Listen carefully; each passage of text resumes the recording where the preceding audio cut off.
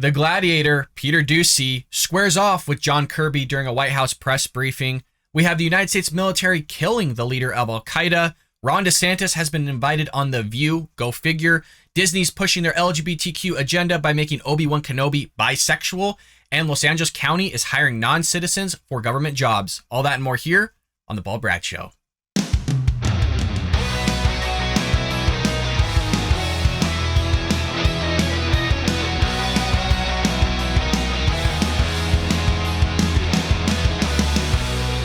Welcome to The Bald Brad Show.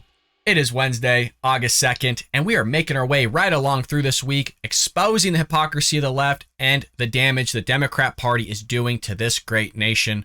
As always, if you want to join us here at The Bald Brad Show, and we hope that you do, hit that like and subscribe button. If you're over at Rumble, hit the plus and give us a comment down below. And if you're listening on any of the podcast airwaves, Apple, Google, Spotify, etc., leave us a lovely 5-star review. Not only would you be supporting conservative, but most importantly, you'd be helping getting conservative thought and ideas out there to new viewers who haven't seen our content or our channel.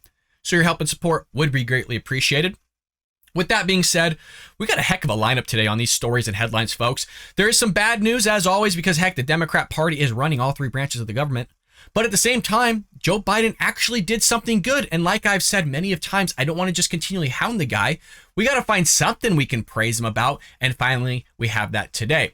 Well, with that being said, let's jump into our lead story of the day between Peter Doocy and John Kirby squaring off and going at it regarding the killing of Al-Qaeda leader, as well as Al-Qaeda and the Taliban just taking over Afghanistan. Without further ado, let's go ahead and roll the tape between the two. John, something you just said is not consistent with what we were told last year. You're saying that you've always known there was a small number of Al-Qaeda in Afghanistan. President Biden said, what interest do we have in Afghanistan at this point with Al-Qaeda gone?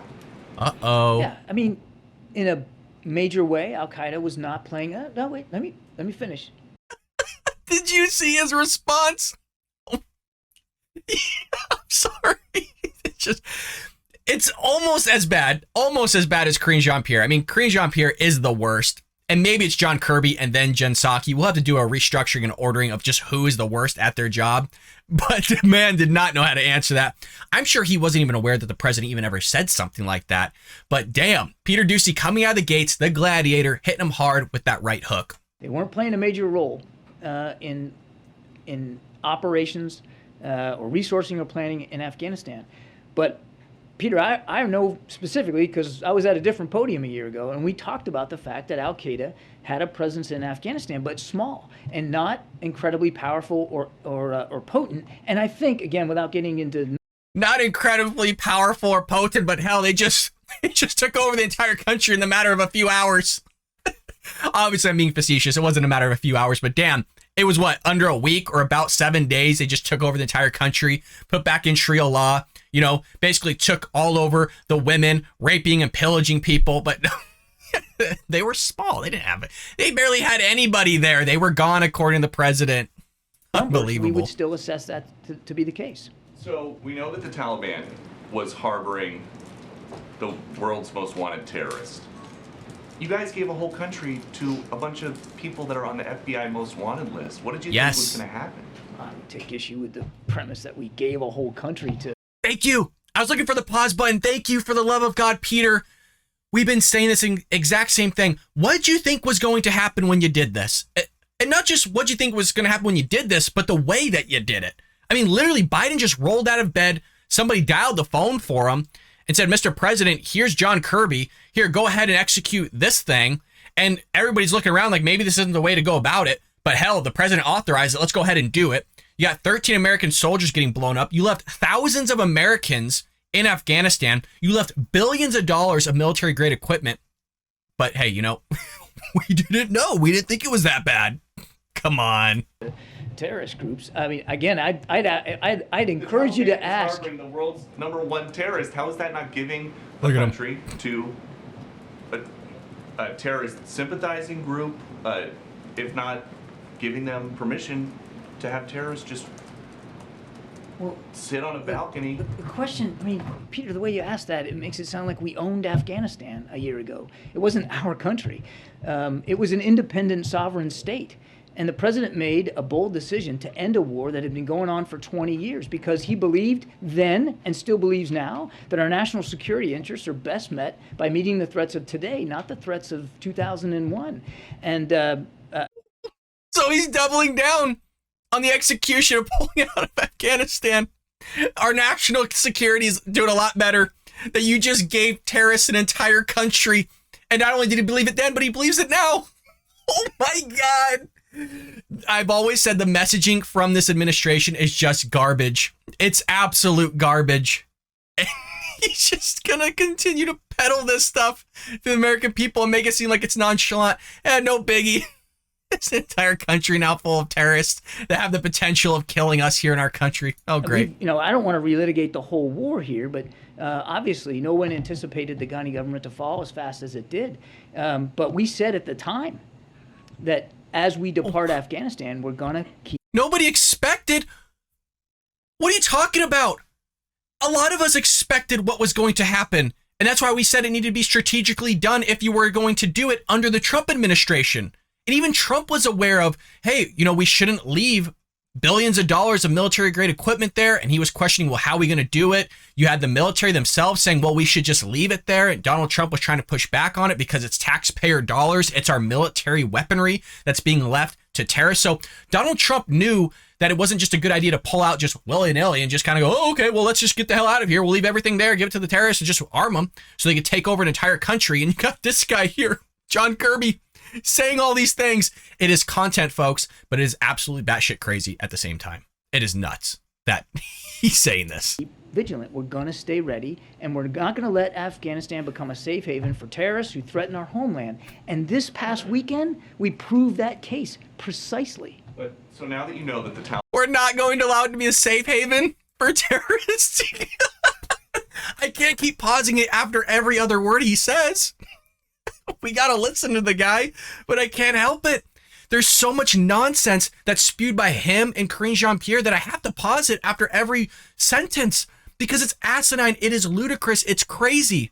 Just give us some sort of substance here, but we're not going to allow it to be a safe haven for terrorists. What are you doing this not allowing it to be a safe haven because you killed a top leader? Kudos. Yes, that is a good thing. But what about all the other guys? They're just going to replace that guy. I think he should be dead. I think he should be buried. I think he should be freaking burned alive, evaporated, not on the face of this earth.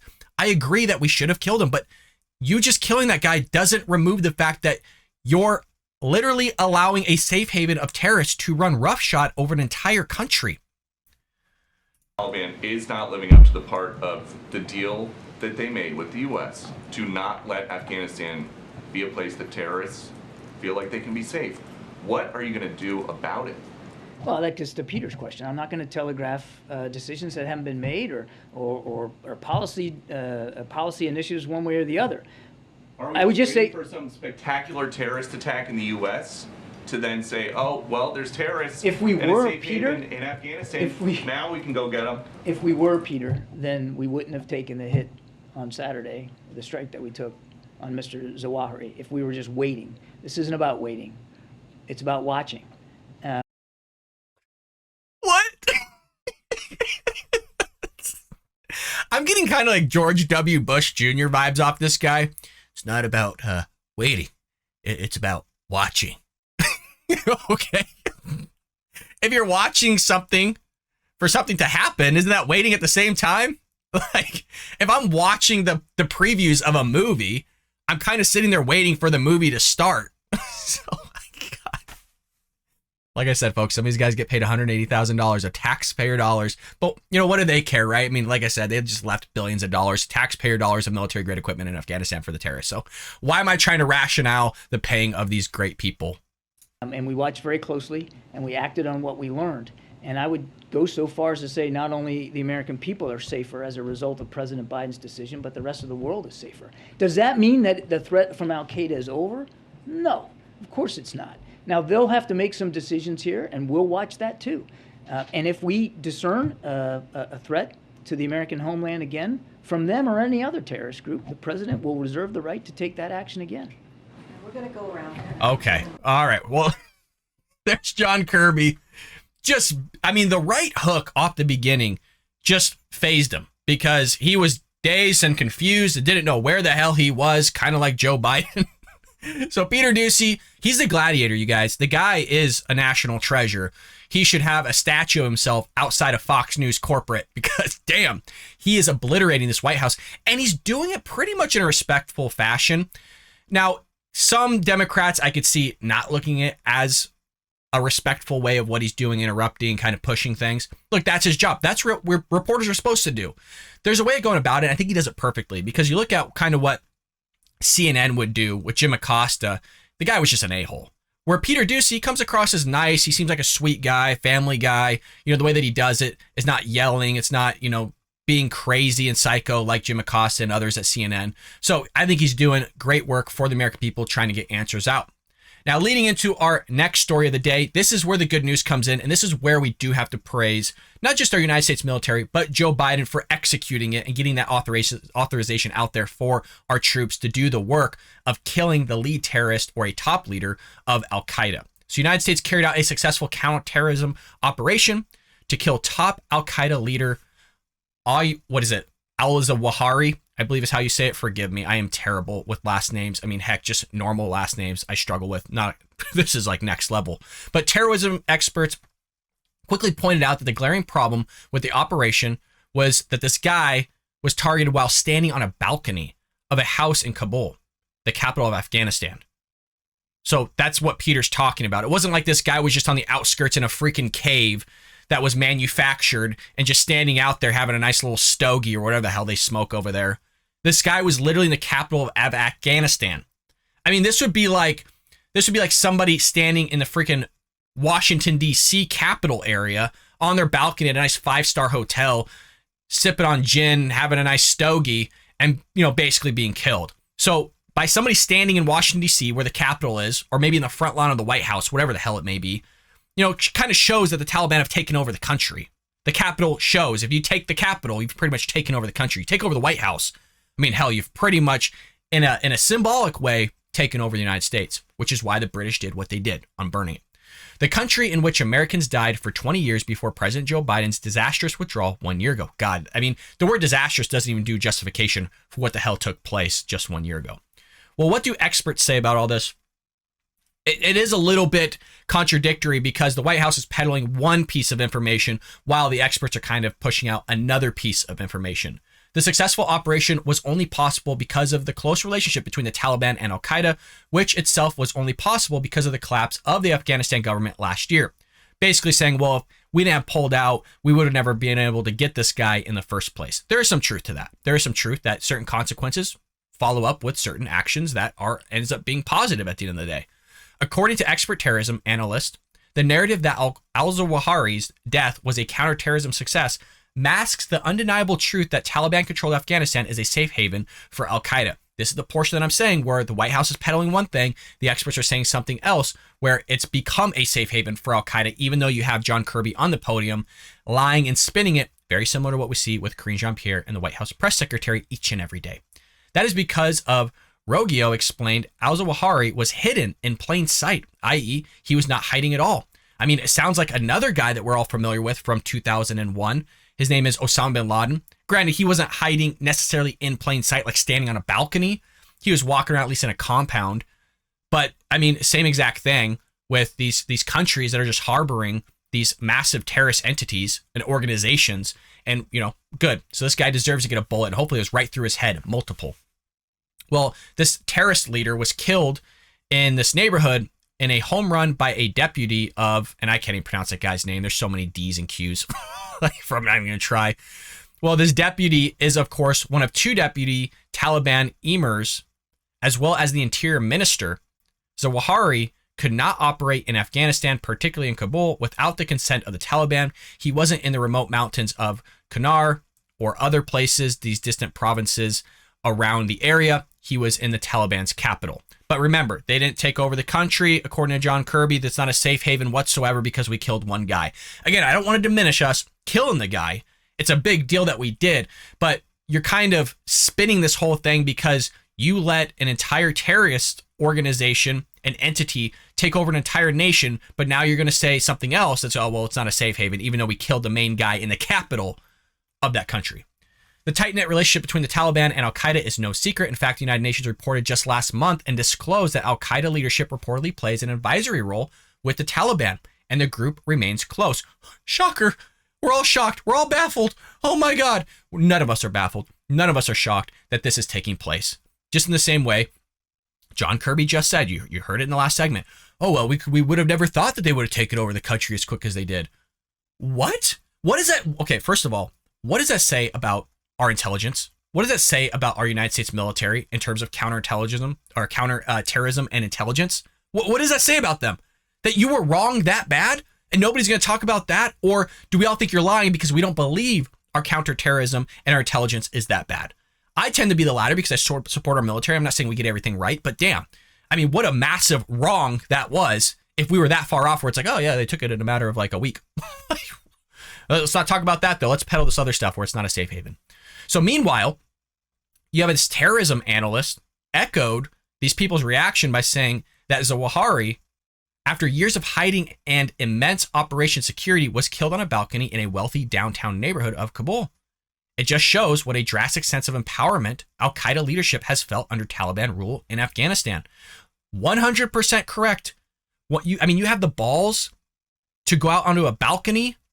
Again, I'm talking about, you have Osama bin Laden, who was barely ever going outside. If he was, he was shrouded. He was usually under a tarp, or he was not out for a long period of time. He wasn't just acting like this idiot, like, he felt so safe in Afghanistan that he was willing to go out on a balcony and basically be shot. That's how safe he felt. But it's not a safe haven. Remember, it's not a safe haven, even though they feel safe, even though they're working in conjunction with one another to make sure that they're liberating Afghanistan. And for those that are listening, I put that in air quotes. I forget that there's people that listen to the podcast. Again, check it out. Spotify, Google, all the stuff. Check out Spotify, check out Google, check out Apple. We're everywhere. Well, you also have what the U.S. government's saying. According to Secretary of State Anthony Blinken, that guy, folks, we haven't done much on Anthony Blinken, but for the love of God, that guy needs to be let go. Everybody needs to lose their job practically and just find some good people. Well, he released a statement blasting the Taliban for violating the Doha Agreement.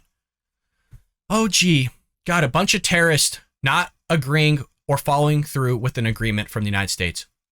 God, baffling, folks. It's just, these Democrats are so stupid. It's like that same idea of them wanting to take away law-abiding citizens' guns and them going like, oh, well, if we didn't have any guns, there wouldn't be any crime. All the while you have literally actual criminals with guns killing those that just had their guns taken away by the government. Bunch of idiots, man. Well, this Blinken stipulated that al-Qaeda could not find a safe harbor in Afghanistan under Taliban control.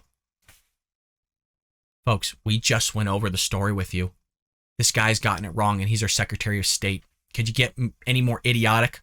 But Blinken did not say that the Taliban would face any consequences for violating the controversial peace agreement. Well, of course not. Why would they? You just had John Kirby be questioned on it by Peter Doocy. Well, what are you going to do about it? Well, I'm not going to stand up here and tell you our actions and our policies and what we're going to do. Okay, that's fair. I do like that aspect. I want to be honest. Okay, I don't want to be dishonest. I was praising Biden when he said, look, I'm not going to tell you what I'm going to do in terms of military. All for it. I don't want somebody going out and telling our enemies what the hell we're going to do. But at the same time, it doesn't look good. It's not a good look when you're like, oh, well, they violated something. Well, what are you going to do about it? Well, I'm not going to tell you. It's just you put yourself in a bad situation by allowing somebody like Peter Doocy to follow up with something like that and put you in a shitty position where you can't give us the answer while things look bad at the same time. So I'm not hitting really anybody with this, but it doesn't look good from the White House, that's for damn sure. In the face of the Taliban's unwillingness and inability to abide by their comments, we will continue to support the Afghan people with robust humanitarian assistance and to advocate for the protection of their human rights, especially for women and girls. Does anybody believe that? If you really believe that, you would have never pulled out of Afghanistan. Literally, there are children being thrown into fire pits alive and then being taken out once they're dead and having the mother eat them alive. You're telling me this is what you're all for, Democrat Party? You think this is a good idea? And I kept it kosher. That example I kept clean. If you're wondering where I got that example from, not necessarily maybe in Afghanistan during the present time, but it comes from Nikki Haley's book called With All Due Respect. Go check it out at your local Barnes & Nobles or Amazon. Support those that supported Trump and this great country. But look, these Taliban do crazy things. We've seen it on camera. We've seen what they've done to countries, plural. But no, it's now a safe haven for the Taliban, for Al-Qaeda to work in conjunction with one another to create more cells and push those cells out in other countries. And now we have to sit and wait. My fault, folks. My fault. According to John Kirby, we're going to watch and see what happens as you freaking have terrorists coming through the U.S.-Mexico border while the border is just completely open. Go figure. Well, there you have it. Good on the president for authorizing this execution of this scumbag, this evil entity from being a top leader of the Taliban and Al-Qaeda, working in conjunction with one another. Now, in other news and kind of silly news here, and I hope that it happens. I mean, folks, we're in August. I mean, Christmas literally might come early here. You have The View. The View invited Florida Governor Ron DeSantis to their show. Please. It goes Ben Shapiro on The View, and then it goes Ron DeSantis. Everybody's praying, and I've thought about even doing like a whole voting thing, like a poll, not a poll, but not a GoFundMe, but something where we can get signatures to get Ben Shapiro on The View. It would just be, it would be so great. They would get shellacked, and then Ron DeSantis just being invited on there and going on there would be Christmas early. So Florida Governor Ron DeSantis' office had a blistering response to ABC News, The View, after the liberal daytime talk show asked the Republican governor to appear as a guest. And this email, folks, is one of the best emails you're ever going to read. Fox News Digital has confirmed that The View extended an invitation to DeSantis, and Deputy Press Secretary Brian Griffin shared his office's official response to the offer. This is so good. It says, quote, "Thanks for the invite. I understand that you are sending this request on behalf of your team," Griffin wrote in a message he shared on Twitter. But are the hosts of The View really interested in hearing from Governor DeSantis about all of the important work he is doing on behalf of Floridians to protect their health and livelihoods, to stand up for parents and children, and defend freedom? DeSantis' deputy press secretary then asked, "Which of the below statements from the hosts of The View do you recommend our team consider when deciding if the interview will be a genuine pursuit of truth?" And then he lists it out. He actually goes through them. DeSantis has offered 4 examples, including Joy Behar calling the governor a homicidal sociopath, Sonny Hostin declaring him to be a fascist and a bigot, Anna Navarro calling him anti-black, and Hostin criticizing his policies as anti-black history laws. Just calling him out. It's so good. Quote, "We will pass on this offer," Griffin wrote. "Also, please note, we don't coordinate appearances or events of a political nature from the official office. Our role is to serve the people of Florida." The View declined to comment when asked if the show received the email tweeted by Griffin. I'm sure they did. It looks bad on them, but they don't care. We've done how many episodes showing The View and the nonsense that they spew. Can you just imagine basically 3 or 4v1? I mean, DeSantis would take them all out. The guy's an animal. He is a gladiator as well. Look, we can have multiple gladiators. Peter Ducey. I mean, Ron DeSantis is, I think, more of a gladiator than Peter Ducey is. But hey, we're not done here yet, folks. But can we get Ron DeSantis on The View? Can we just get a like to show support to get Ron DeSantis on The View? It goes on here to say the program attacks conservative leaders on a regular basis, and DeSantis has emerged as a frequent target.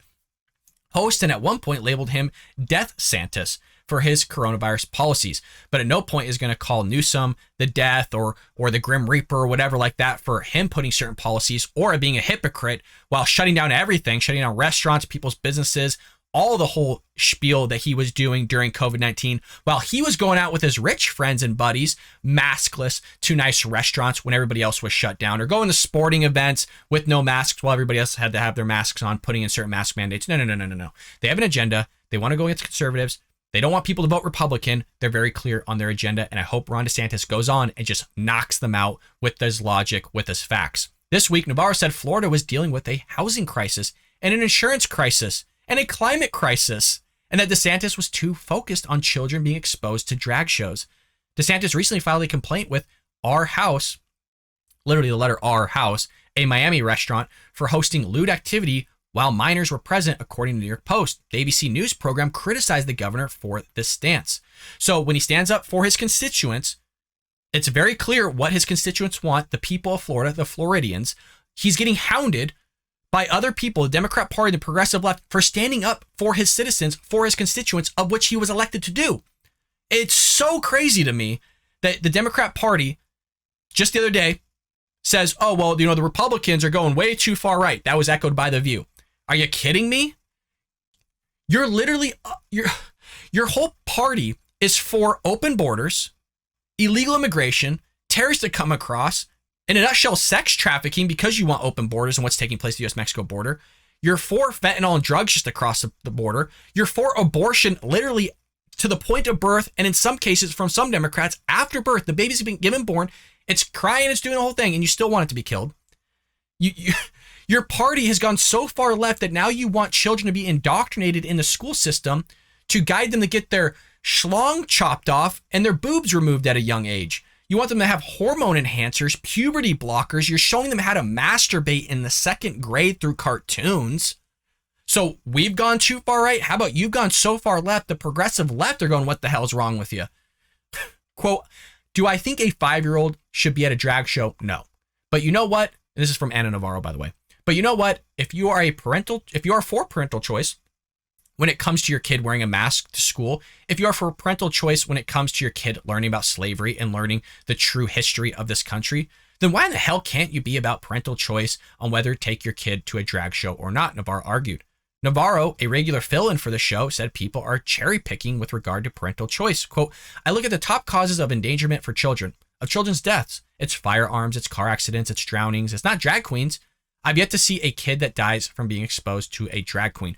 There is a correlation, a connection to be had that if you're presenting your kid at a drag show, that you're messing with their head psychologically, and that has massive ramifications down the stream of which you're presenting them at the current time by showing them grown men in lingerie and women's clothing, acting like they're stripping in front of them and doing all sorts of weird stuff, messes with the kid's mind, and that could lead to suicide down the road. Could lead because a lot of people in the LGBT community, especially the trans community, which are trying to peddle and push upon kids in the school system by helping them transition, which we've talked about.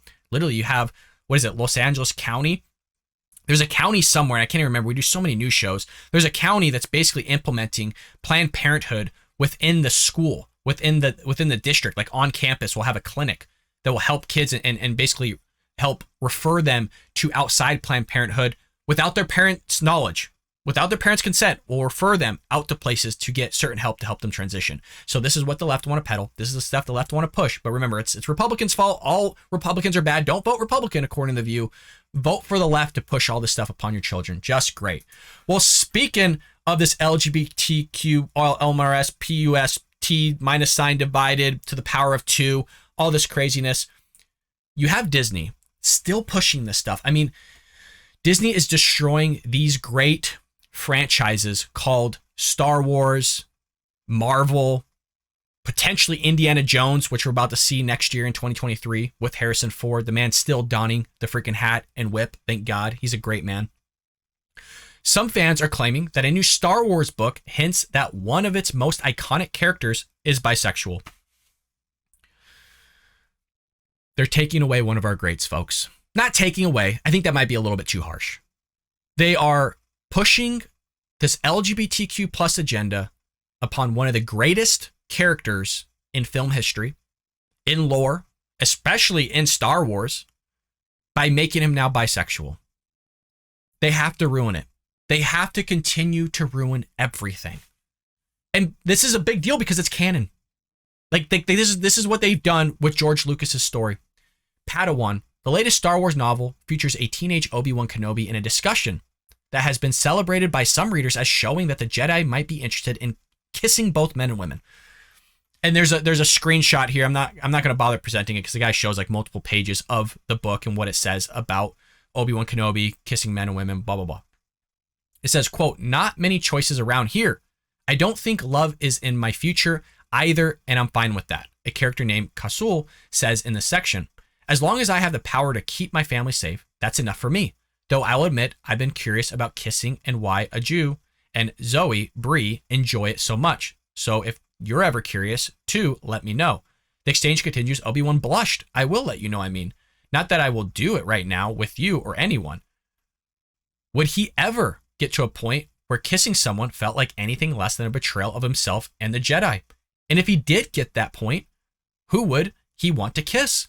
The Lenarians were confident and charismatic, which was attractive, the passage reads. There's all these words that I'm reading for the first time here that I've never even heard of these. If it's a species, if it's a ethnicity in the lore, in the realm, I'm not even sure. Quote, but he couldn't imagine just kissing any one of them. Maybe he didn't want to be with any of them, but rather to be more like each of them. Or maybe he wanted to kiss all of them, the expert continues. I mean, this is how far they're going with this. They're going super far. Other queer kids in Kenobi's story, according to Twitter account Star Wars Queers Watch, included lesbian characters, a non-binary shapeshifter, potentially bisexual Kasul, and non-sexual female mem, or meme, however you want to pronounce it, M-E-M. So this is stuff now they're pushing in books. Mom, can I get a Star Wars book? It's not so bad. It's Star Wars. And you grew up with Lucasfilm. You grew up with George Lucas seeing Star Wars. Oh, hell yeah, that can't be bad. I mean, there's no bisexual weird stuff going on in that. Sure, you can read it. What's kissing men and women? I'm a boy. Should I go kiss boys myself? And you're going, what the hell is going on? Where'd you get that from? I got it from Disney book, Mom. I got it from Disney book. It's like, geez, Louise, can we just have enough of this and just stop ruining everything? Stop it, please, for the love of God. It is so old. And we just want to go to the movies. We just want to read a damn book. If you want your LGBTQ plus stuff there, go create your own content. Stop taking other people's stuff and destroying it and throwing it down the drain. They were trying to do this with James Bond. James Bond is a man. James Bond is a stud. He's a kick-ass dude. He's good looking. He has sex with women. That's what he does. He's James Bond. What they want to do? LGBTQ plus diversity, the whole thing. Have a female James Bond and start pushing that stuff. Now you got this Marvel stuff where they're pushing the whole thing with Miss Marvel and all this diversity stuff. Miss Marvel just had a screening and the reviews are terrible. Now you have this where they're putting this stuff in books, unbeknownst to you, on Star Wars, making Obi-Wan Kenobi possibly bisexual. It's freaking nonsense, man. It gets so old. Kenobi had previously had a romantic connection with a female character set in the Clone Wars series developed by Dave Filoni. The new novel has some of the left rejoicing over a possibly more LGBTQ inclusive version of the traditional Jedi leader. Obi-Wan was in canon and confirmed as a bi/ace is a win for history books. This is according to one fan account. I'm putting in quotations, fan account, because you're not a fan. You're not a fan. You just claim to be a fan because it's pushing your agenda, and now you're all excited because you got another LGBTQ plus person being the lead role, which fits Disney Plus's or just Disney executives' narrative of wanting 50% of their films and products or whatever the hell they're pushing to be part of either diversity or the LGBTQ plus elemental P community. Lastly, the novel suggested for ages 12 and up adds to a growing list of changes to Disney franchises. In addition to Kenobi, the latest Marvel film from Disney, Thor: Love and Thunder, was referred to as Marvel's gayest movie yet by a popular gay news and entertainment website. In 2019, the most recent Star Wars film, The Rise of Skywalker, also included a same-sex kiss between two women in the closing moments of the film. So they're going to continue to peddle this. They started it kind of a little sprinkling the dust out there a little bit, but now they're just throwing it full-fledged in front of our faces, and it's only going to continue to get worse. Lastly, our final news story of the day, if that's what we're going to call it, is we have Los Angeles County nixing citizenship requirements for government jobs. Leave it up to the progressive left to destroy this great nation. The Los Angeles County Board of Supervisors voted unanimously with no discussion to allow the county to no longer require U.S. citizenship for government jobs. The policy includes exceptions for positions where U.S. citizenship is required by state and federal law. The motion was authorized by Solis and co-authored by Sheila Kuhl.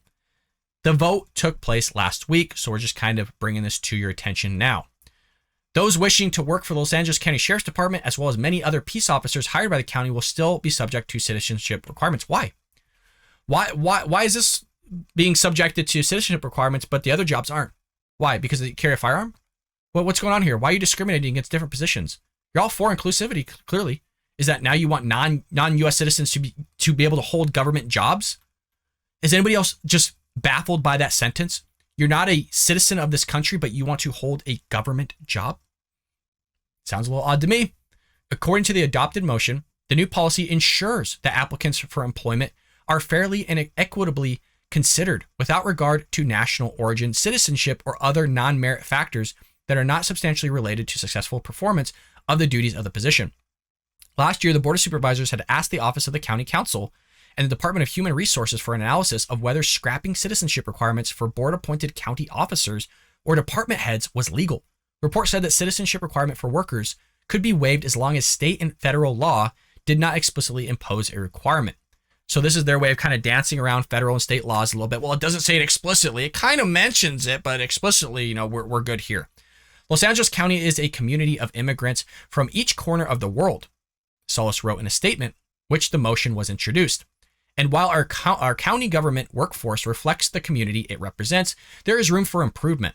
This motion seeks to make clear that the county, as one of the largest employers in the region, strives to be an inclusive and diverse workforce and is committed to not excluding nor allowing citizenship to be a barrier to employment. Mind-blowing. That's how far we've gone in this country, where literally they're going to hire non-citizens over actual citizens. That's where we are. Thank God I don't live in LA County. Thank God I don't live nor employed in LA County. Solis said that as of 2018, an estimated 880,000 non-citizens made Los Angeles County their home. I just want to point out that California alone, just the state, has upwards of 35 million people. I think at one point California had more people in it than the entire country of Canada. I forget how many millions of people Los Angeles is. For some reason, 12 million's popping in my head. That might be an old figure. But you have these citizens, I'm going to be specific, non-citizens now eligible for government jobs. She also cited the Los Angeles County Public Defender's Office, which had received applicants from non-citizens who are otherwise allowed to practice law in California, but are disqualified from the application process because of the citizenship requirement. Well, just because that they're allowed to practice law legally, because even though they're a non-citizen, doesn't still make it right. So now they're looking at the two wrongs make a right. Well, hey, they're practicing law as non-citizens. We should just open up everything then. Why don't you just allow them to be elected officials? That's where it's going. This is how it starts. It starts with little things like practicing law as a non-citizen, and then it moves into, well, now you can have government jobs. What's the next step? Oh, you can be an elected official. You can be elected by the people, even though you're a non-citizen. This is what they're going to peddle, and this is what they're going to push later on. So that's what's taking place. You have them also saying here, an immigrant's experience will advance our vision, mission, and values to protect our clients' legal and human rights and enable us to more readily realize my goal that our employees fully represent the demographics of the population that we serve. The new policy says ending the citizenship requirement will also help bring in workers who can speak multiple languages, thus connecting with valuable communities and establishing new connections to critical services. So there's nothing false in that statement. I would imagine the people that are non-citizens would carry a dominant language of maybe Spanish, maybe Mandarin, Cantonese. I don't know what type of people are hiring here. But if you're going to speak and help people, I understand that. But we could do that by hiring citizens, not non-citizens.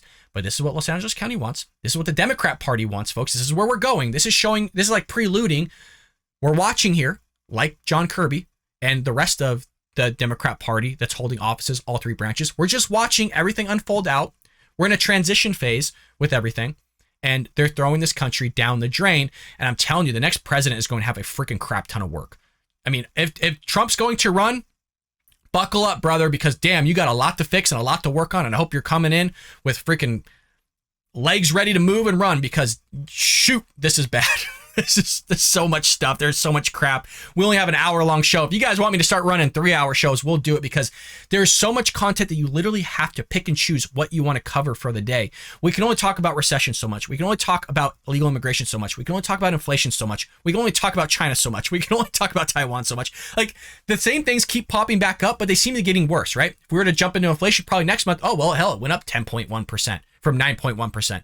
So it's things continue to get worse. At some point, you might get desensitized to it all. Or hell, do we just keep covering it even though people are bored with it? I'm not sure. But folks, with that being said, there's the news for you today. Bringing all the news and headlines you need to know about. Make sure to hit that like and subscribe button, and I'll see you tomorrow here on The Bald Brad Show.